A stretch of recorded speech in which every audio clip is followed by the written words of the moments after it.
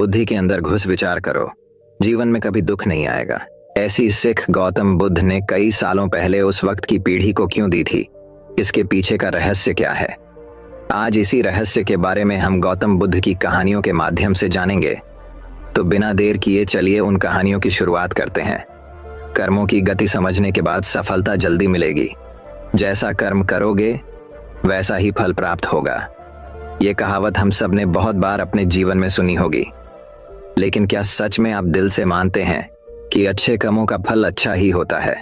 अंदर से कोई स्पष्ट उत्तर नहीं आ रहा होगा, क्योंकि हम अपने आसपास ऐसे बहुत से लोगों को देखते हैं जो जीवन भर अच्छे कर्म करते रहते हैं, लेकिन इसके बावजूद उन्हें अच्छे फल प्राप्त नहीं हो पाते।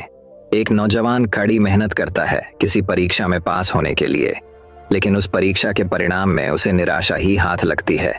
तो इससे तो यही सिद्ध होता है कि जिन महापुरुषों ने ऐसा कहा है कि अच्छे कर्मों का फल अच्छा ही होता है, या तो वो महापुरुष गलत थे या फिर हम कर्मों का लेखा जोखा समझ ही नहीं पाते। पर चिंता मत करिए, क्योंकि आज की कहानी सुनने के बाद कर्मों के बारे में आपकी सोच, आपकी दृष्टि एकदम स्पष्ट हो जाएगी। कहानी को आखिर तक जरूर सुने, तभी आप अच्छी तरह समझ पाओगे। पुराने समय की बात है। किसी गांव में राकेश और भोला नाम के दो भाई रहते थे। पूरा गांव जानता था कि वो कहने को भाई थे, लेकिन भाई जैसा प्रेम उन दोनों में नहीं था। राकेश बड़ा था और भोला से वो बहुत तेज और चालाक था। उसने भोला के हिस्से में आने वाली खेती बाड़ी की जमीन भी खुद हड़प ली थी। इसीलिए भोला के परिवार को बड़े ही कष्ट के दिन झेलने पड़ रहे थे।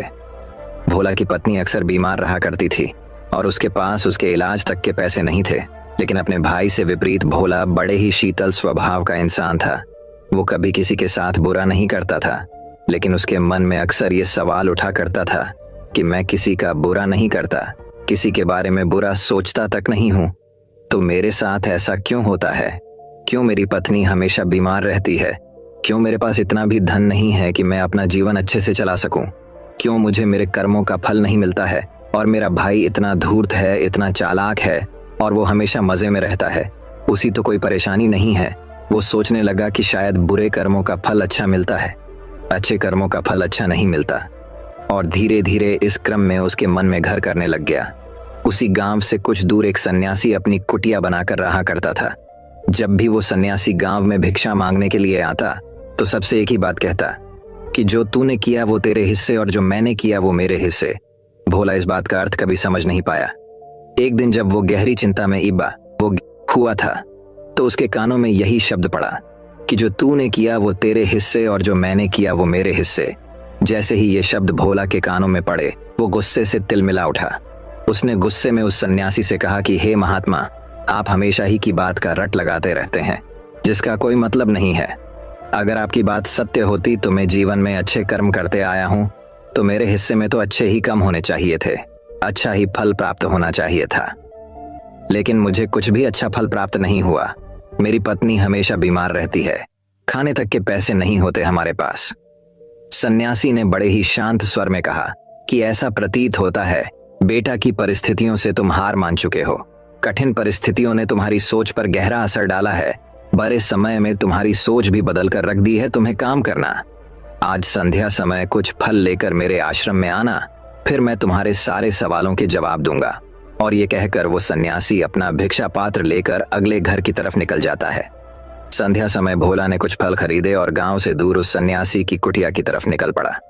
जैसे जैसे वो रास्ते पर आगे बढ़ रहा था, उसे अथाह शांति का अनुभव हो रहा था, क्योंकि रास्ता गांव से दूर था, इसीलिए उसमें कोई हलचल नहीं थी। बस रास्ते में जगह जगह कुछ लंगूर और बंदर दिखाई दे रहे थे।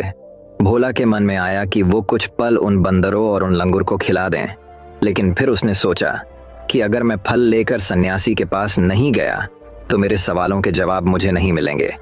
इसीलिए बंदरों से वो फल बचाता हुआ उस सन्यासी की कुटिया तक पहुंचा। जैसे ही भोला उस कुटिया में पहुंचा, वैसे ही सन्यासी बोल पड़ा।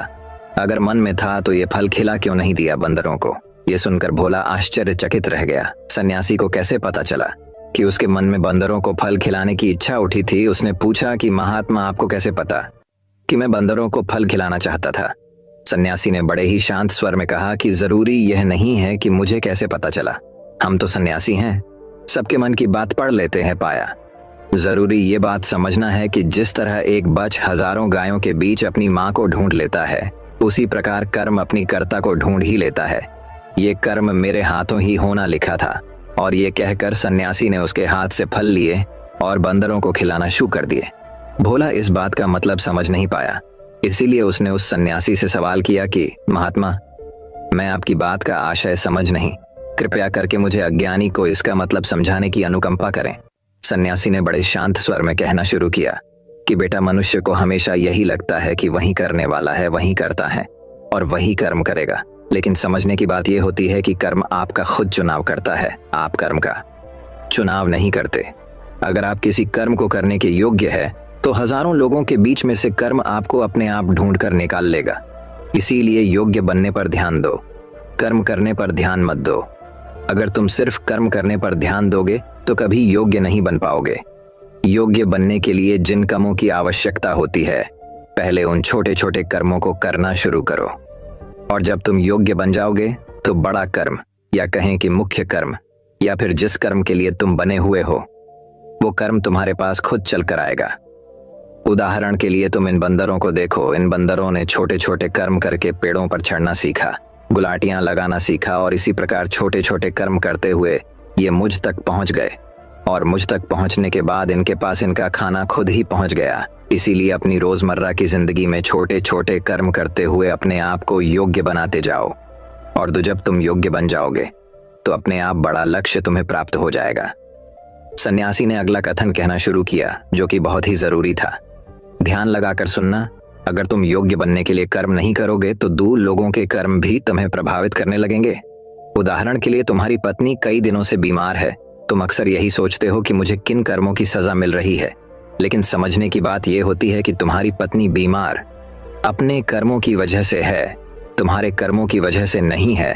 तुम्हारे कर्म तो अच्छे हैं, लेकिन क्या पता तुम्हारी पत्नी के कर्म अतीत में अच्छे ना रहे हों, जिसकी वजह से वो बीमार हो गई हो, और तुम्हारी पत्नी के कर्मों की वजह से तुम्हें भी दुख झेलना पड़ रहा है। और इसी प्रकार बहुत से मनुष्य अपने बच्चों की वजह से, अपने परिवार की वजह से, इन सब की वजह से खुद दुख झेल रहे होते हैं।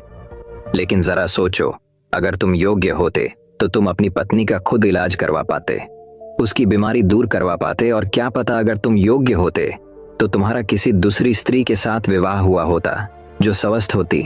लेकिन तुम योग्य नहीं थे, इसीलिए तुम अपनी पत्नी की वजह से खुद दुख झेल रहे हो। अगर तुम योग्य बन जाओगे तो दूसरे लोगों के कर्म तुम्हें प्रभावित नहीं कर पाएंगे।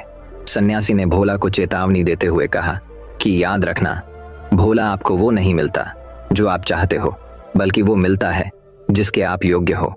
इसीलिए अपनी योग्यता को बढ़ाने पर काम करो, उसके लिए कर्म करो। कर्म का फल पाने के लिए कभी कर्म मत करो। भोला ने सन्यासी से हाथ जोड़कर एक सवाल पूछा कि महात्मा, मुझे यह बताने की अनुकंपा करें कि मैं अपनी योग्यता किस प्रकार बढ़ा सकता हूं ताकि मेरा मुख्य कर्म मुझको खुद ढूंढ सके। सन्यासी ने बड़े ही शांत स्वर में कहना शुरू किया कि बेटा, इसके लिए बड़े ही सरल सरल उपाय होते हैं। सबसे पहला उपाय है कर्म करके भूलते जाओ। तुम जो भी कर्म कर रहे हो, आपने योग्य बनने के लिए उस कर्म को करने के बाद भूल जाओ। ये मत सोचो कि उससे तुम्हें क्या प्राप्त हुआ। इसीलिए कहा जाता है कि कर्म करो, फल की चिंता मत करो। अगर तुम फल की चिंता करोगे तो वास्तविकता में तुम कर्म कर नहीं रहे होगे। अक्सर मनुष्य की पीड़ा का ये एक बहुत बड़ा कारण होता है। वो सोचता है कि मैं कर्म तो अच्छे कर रहा हूँ, लेकिन मुझे फल प्राप्त नहीं हो रहे, और यही पीड़ा उसके मन को ठेस पहुंचाती रहती है, उसको अपने लक्ष्य से भटकती रहती है। किसी कर्म को करने के बाद अपना आकलन जरूर करें, लेकिन फल की चिंता ना करें। भोला ने सन्यासी से सवाल किया कि महात्मा, हम अपना आकलन कैसे कर सकते हैं? सन्यासी ने उत्तर दिया कि बेटा, जब भी तुम कोई काम पूरा करते हो तो काम पूरा करने के बाद खुद से ये सवाल पूछा कि क्या इस काम को करते समय तुम्हारा ध्यान इसी काम पर टिका हुआ था, ये तुम्हारा ध्यान कहीं और भटक रहा था। इस तरह तुम खुद का आकलन कर पाओगे कि तुम कितने ध्यान के साथ उस काम को कर रहे थे, और जितने ध्यान से तुम किसी कर्म को करोगे उतनी ही तुम्हारी योग्यता बढ़ती जाएगी।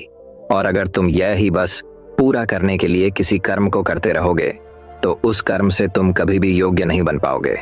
वो कर्म तो पूरा हो जाएगा, लेकिन उसका फल तुम्हें प्राप्त नहीं होगा। इसीलिए अपना आकलन इस प्रकार करो कि तुम्हारा ध्यान वहां पर टिका हुआ था या नहीं था। या तुम्हारे विचार तुम्हें कहीं भटका ले गए थे।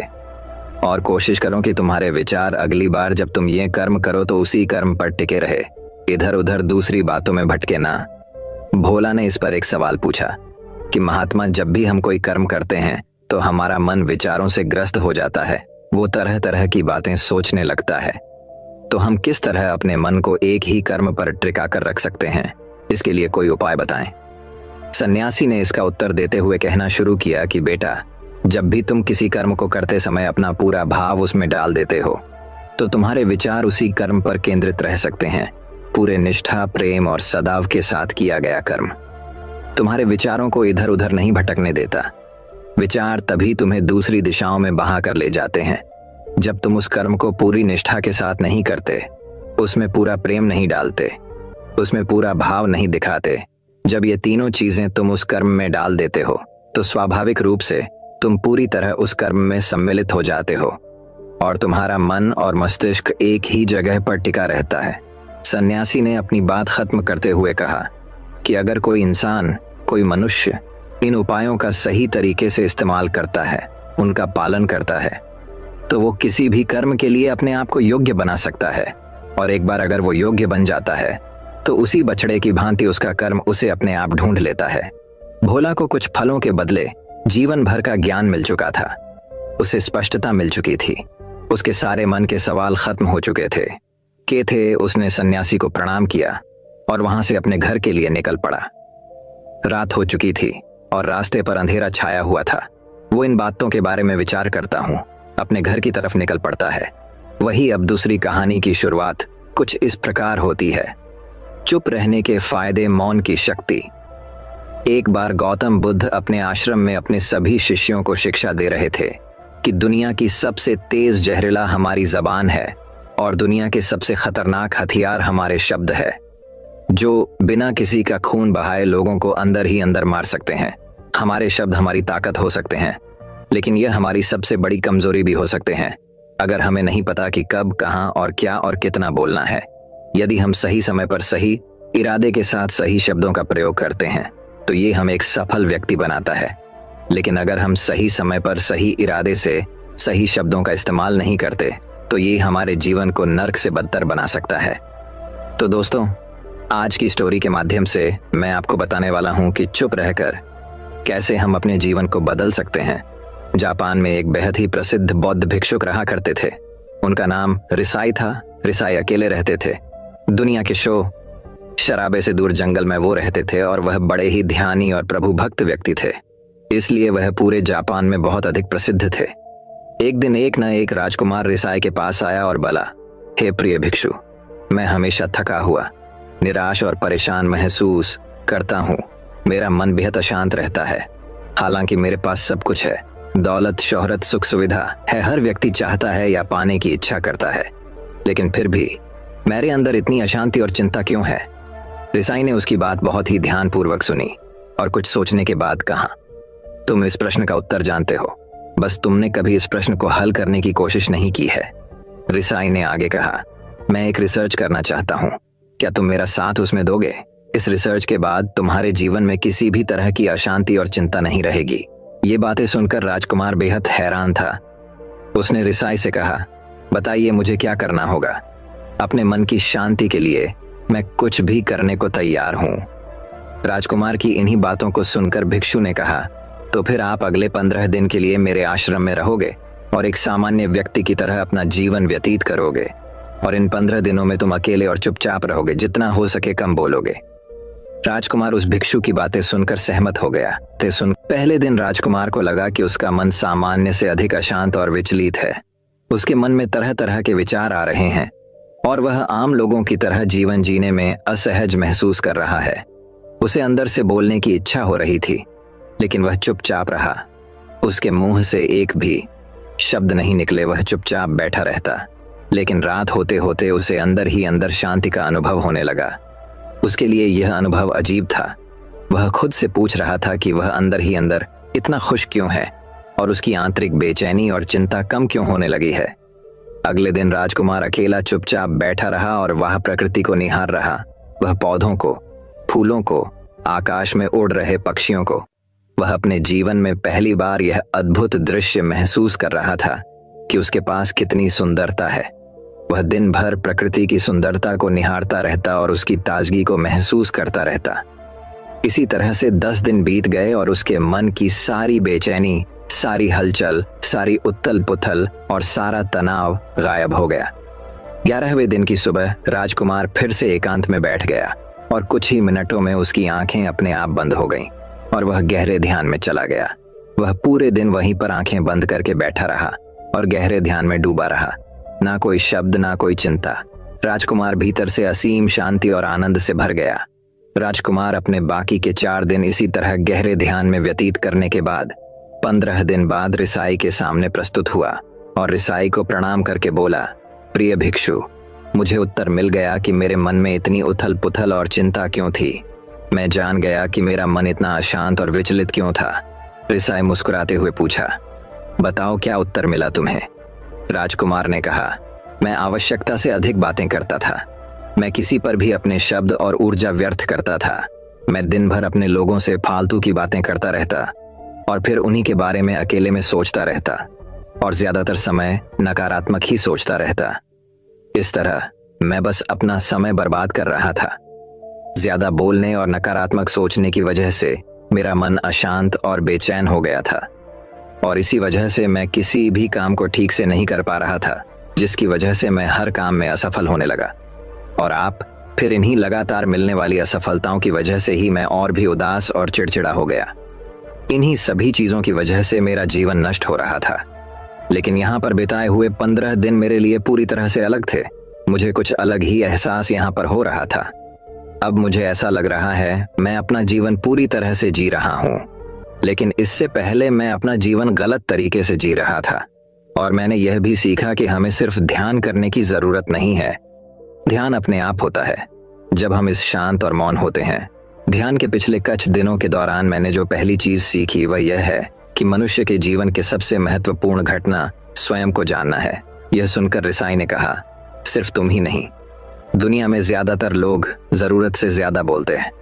आज भी लोग ज्यादातर समय केवल एक दूसरे को नीचा दिखाने के लिए ही बोलते हैं। कुछ लोग ना चाहते हुए भी बातें करते हैं और अपना जीवन बर्बाद कर लेते हैं। रिसाई ने राजकुमार को चुप रहने का महत्व समझाते हुए कहा, एक बार गौतम बुद्ध से उनके शिष्यों ने पूछा, प्रिय बुद्ध, आप ज्यादातर समय चुप क्यों रहते हैं? बुद्ध ने कहा, क्योंकि चुप रहने से व्यक्ति अंदर से अनंत शांति की गहराइयों में होता हूं। मौन अपने भीतर उतरने की पहली सीढ़ी है। मौन के बिना स्वयं को जानना असंभव है। स्वयं को जानने और समझने का पहला नियम है कि मौन हो जाओ। उतना ही बोलो जितना अत्यंत आवश्यक हो। बेफिजूल की बातें करना छोड़ दो। तुम अचानक पाओगे कि 90% से भी ज्यादातर लोग व्यर्थ ही ज्यादा बोलकर अपना समय बर्बाद कर रहे हैं। ना बोलने का कोई भी नुकसान नहीं है, लेकिन यदि आप ज्यादा बोलते हैं तो आप अत्यधिक गलती कर देते हैं। अगर व्यक्ति कम बोलना शुरू कर दे दो, दुनिया की 90% मुसीबतें कम हो जाएगी। झगड़े फसाद कम हो जाएंगे, उपद्रव कम हो जाएंगे, अदालतें कम हो जाएंगी। अगर लोग थोड़ा चुप रहना सीख लिए। संसार की बहुत सारी समस्याएं हैं, बहुत सारा उपद्रव सिर्फ बोलने से पैदा होते हैं। सारी बात मौन सीखने की है। जब तुम नहीं बोलते तब तुम एकांत में अकेले हो गए। भरे बाजार में भीड़ में खड़े हो नहीं बोलते, हिमालय के शिखर में पहुंच गए। जिसने मौन की कला जान ली वो भीड़ में भी अकेले होने की कला जान लेता है। वो अपने भीतर ही युबकी लगाने लगता है। एकांत में तो आदमी स्वर्ग में है। दूसरे की उपस्थिति ही बेचैनी पैदा करती है। पहले तुम्हें चुप रहने की शक्ति को धारण करना होगा। इससे तुम अधिकतर ऊर्जा को बचा लोगे और फिर इस स्थिति में पहुंच जाओगे कि तुम कम बोलने लगोगे। अगर तुम किसी के यहाँ पर जा रहे हो और परेशान हो जाओ तो ऐसे में उचित है कि आंखें बंद कर लो और अपने में खो जाओ। वहां से आपको ताजगी महसूस होगी, क्योंकि तुम्हारे अंदर ही जीवन का वो स्रोत छिपा हुआ है। वह किसी दूसरे में नहीं है। इसके बाद राजकुमार उस रिसाई से पूछते हैं, आखिर कौन हमें अपने अंदर तक लेकर जाएगा? ये बातें सुनकर रिसाई बुद्ध कहते हैं, तुम्हें स्वयं ही अपने अंदर उतरना होगा और वहीं से परम राज्य जीवन का आनंद ले पाओगे। आनंद का यहीं से जन्म हुआ है। यहीं से तुम मौत में डूब जाओगे। यही तुम्हारा सूरज उदय होगा और यहीं से अस्त होगा। इसी प्रकार तुम बार बार डुबकी लगाओ। जब भी तुम डुबकी लगाकर लौटोगे वहां से तुम पाओगे फिर ताजगी भरी जीवन की नई संपदा मिलेगी। इस नई शक्ति के जन्म होने से तुम्हारी थकान गई, उदासी गई, चिंता गई। जैसे कोई स्नान करके लौटता है तो शरीर शीतल हो जाता है, शांत हो जाता है। ऐसे ही जब कोई भीतर से साफ होकर वापस आता है, मौन में स्नान करके लौटता है, तो समस्त अस्तित्व, समस्त व्यक्तित्व शांत और मौन हो जाता है, आनंदित हो जाता है। जब तुम आंतरिक मौन की उस पराकाष्ठा पर पहुंचा जाओगे, तब तुम पाओगे कि बोलने से भी तुम्हारा मौन खंडित नहीं होता, वो बना ही रहता है। उसकी एक अंतर्धारा लगातार तुम्हारे भीतर बहती रहती है। तुम बोलते तो हो, तुम शब्द का उपयोग भी करते हो, लेकिन वो तुम्हारे मौन को खंडित नहीं कर पाती। एक बार गहरे मौन में स्थिर हो जाओ, फिर तुम्हारी वाणी में भी मिठास आ जाएगी। तुम्हारा बोलना संगीतपूर्ण होगा, तुम्हारा बोलना सत्य होगा। तुम बोलोगे तो दूसरों पर भी शीतलता छा जाएगी। जैसे ही तुम अंदर से चुप होते हो, तुम इतने शक्तिशाली होने लगते हो कि समाज की निर्भरता तुम छोड़ने लगते हो, और तुम्हारे जीवन में एक मस्ती आती है जो केवल दीवानों के जीवन में होती है। तुम्हारे चेहरे पर एक नई रौनक आ जाती है, तुम्हारी आंखें किसी अमृत के समान हो जाती हैं, और तुम अनंत शांति के समुद्र में डूबने लगते हो। इतना कहकर भिक्षु रिझाई ने अपनी बात खत्म की और वो मौन में चले गए। राजकुमार उनका धन्यवाद कर अपने महल में चला गया। दोस्तों, आपने भी अनुभव किया होगा कि बहुत ज्यादा बात करने से दिमाग अशांत हो जाता है, जिससे हम अपने दिमाग पर नियंत्रण खो देते हैं और साथ ही अपना ध्यान भी खो देते हैं। जो लोग बहुत ज्यादा बोलते हैं, उनके पास किसी एक काम पर ध्यान केंद्रित करने की काबिलियत नहीं होती। वो अपने किसी भी लक्ष्य पर पूरी तरह से केंद्रित नहीं कर पाते। अगर हमारा दिमाग एक जगह केंद्रित नहीं है तो हम जीवन की सच्चाई नहीं समझ पाते और ना ही मनचाही सफलता कभी हासिल कर पाएंगे। इसके अलावा भी आपने देखा होगा कि जो लोग अधिक बोलते हैं वो अक्सर लोगों के बीच हंसी का पात्र बन जाते हैं, और जो लोग कम बोलते हैं और अपनी बात पर कायम रहते हैं, उन्हें लोगों से सम्मान मिलता है। लोग उनकी बातों को सुनते हैं और उन पर भरोसा भी करते हैं। जो लोग जरूरत से अधिक बोलते हैं और अपने विचारों के बारे में पक्के नहीं होते, उनका दिमाग स्थिर और विचलित रहता है, शोर से भरा रहता है, और एक अशांत दिमाग वाला व्यक्ति जीवन में किसी भी चीज में सफल नहीं हो पाता, क्योंकि वह किसी भी काम में फोकस नहीं कर पाता। यदि किसी व्यक्ति को यह पता है कि उसे कब, कहां और क्या बोलना है, तो वह व्यक्ति सच में बहुत बुद्धिमान है, और ऐसा व्यक्ति जहां भी जाता है उसका व्यक्तित्व आकर्षण का केंद्र बन जाता है, और वह जो कुछ भी करता है उसमें सफल अवश्य होता है। अगर हम किसी महान और सफल व्यक्ति के व्यक्तित्व को गहराई से देखें तो पाएंगे कि वो कम बोलते हैं और कम से कम शब्दों में अपनी बात खत्म कर देते हैं। वो बोलने से पहले वो चीज़ों और जिसके बारे में उसे बोलना है उनके बारे में गहराई से सोचते हैं। लेकिन जो लोग बहुत ज़्यादा बोलते हैं, बहुत बार वो झूठ भी बोलते हैं और अपनी बातों से दूसरों के मन और विचारों पर कचरा डालते रहते हैं। वह ज़्यादातर समय दूसरों की बुराई करते रहते हैं, इसलिए उनके अपने भी उनसे नफरत करने लगते हैं और उनसे बचने की कोशिश करते हैं। हमारे भारतीय उपनिषदों में कहा गया है कि हमारे शब्द वास्तविक ब्रह्म शक्ति हैं। मौन से धैर्य आता है, धैर्य से ध्यान, और ध्यान से हम अपने जीवन के बारे में जागरूक हो जाते हैं। इसलिए अगर हम ज्यादा बात करते हैं तो हम मौन को खो देते हैं, जो मन की शांति का पहला स्तंभ है। दोस्तों, आज से हम भी चुप रहने का अभ्यास अवश्य करेंगे। आज से हम भी वही बोलेंगे जो जरूरी है, और हम कोशिश करेंगे कि कम से कम शब्दों में अपनी बात खत्म करें, और हो सके तो कोशिश करेंगे कि रोज कम से कम 30 मिनट एकांत में चुपचाप बैठेंगे। और मुझे पूरा विश्वास है कि इससे हम सब के अंदर एक सकारात्मक बदलाव जरूर आएगा। इसी के साथ इस वीडियो को खत्म करते हैं। दोस्तों, उम्मीद करता हूँ आपको इस कहानी से एक अच्छी सीख मिली होगी। वही अब तीसरी कहानी की शुरुआत कुछ इस प्रकार होती है। दोस्तों, बहुत समय पहले की बात है। कई वर्ष पहले चीन में एक धनी मंत्री रहता था। उनकी एक छोटी बेटी थी जिसका नाम फूया था। फूया एक खूबसूरत और बुद्धिमान लड़की थी। वह अपने पिता से बहुत प्यार करती थी और उनका सम्मान करती थी। मंत्री भी अपनी बेटी से प्यार करता था और हमेशा उसका भला चाहता था। जब फूया बड़ी हुई तो मंत्री ने उसके विवाह के लिए योग्य वर की तलाश शुरू कर दी। मंत्री चाहते थे कि उनका दामाद एक अमीर आदमी बने, ताकि उनकी बेटी शादी के बाद भी आरामदायक जीवन जी सके। उन्होंने कई धनी युवकों को चुना और फूया को उनमें से एक को चुनने के लिए कहा, लेकिन उसे बड़ी निराशा हुई। फूया ने अपने पिता द्वारा चुने गए किसी भी युवक से शादी करने से इनकार कर दिया। कारण यह था कि फूया किसी अन्य युवक से प्रेम करती थी। उसका नाम चिनली था। चिनली एक प्रतिभाशाली और बुद्धिमान व्यक्ति थे। वह मेहनती, मिलनसार और खुशमिजाज स्वभाव के भी थे, लेकिन वह ऐसे परिवार से थे जो बहुत अमीर नहीं था। जब फूया ने अपने पिता को चिनली के बारे में बताया तो मंत्री दुखी हो गए। फूया, मेरे प्यारे बच्चे, उन्होंने कहा, अगर तुम ऐसे आदमी से शादी करोगी जो हमारी तरह अमीर नहीं है तो तुम्हें खुशी नहीं मिलेगी। उसका एक छोटा सा घर है और वह तुम्हें आरामदायक जिंदगी नहीं दे पाएगा। फूया ने अपने पिता को अपनी बात समझाने की कोशिश की। पिताजी, उसने आदरपूर्वक कहा, बुद्धिमत्ता और कड़ी मेहनत किसी को भी अमीर बनने में मदद कर सकती है। मुझे चिन्नली बहुत पसंद है और मैं जानती हूँ कि वह आज अमीर नहीं है, लेकिन मुझे यकीन है कि वह अपनी बुद्धिमत्ता और कड़ी मेहनत से जल्द ही सफल होंगे। मंत्री आश्वस्त नहीं थे। वह अलग तरह से सोचता था, लेकिन साथ ही अपनी इकलौती बेटी को उस आदमी से दुखी नहीं देखना चाहता था जिसे वह प्यार नहीं करती थी। मंत्री ने बहुत देर तक सोचा और फिर कहा, ठीक है फूया, मुझे देखने दो कि क्या चिनली उतना ही प्रतिभाशाली और बुद्धिमान है जैसा आप कहते हैं।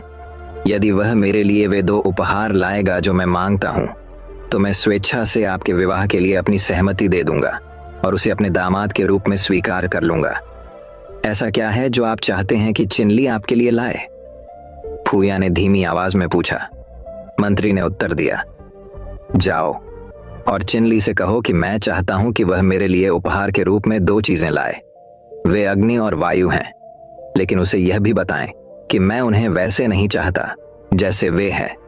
मैं चाहता हूं कि वे दोनों कागज के अंदर लपेटकर मेरे पास लाए जाएं। फूया हैरान थी।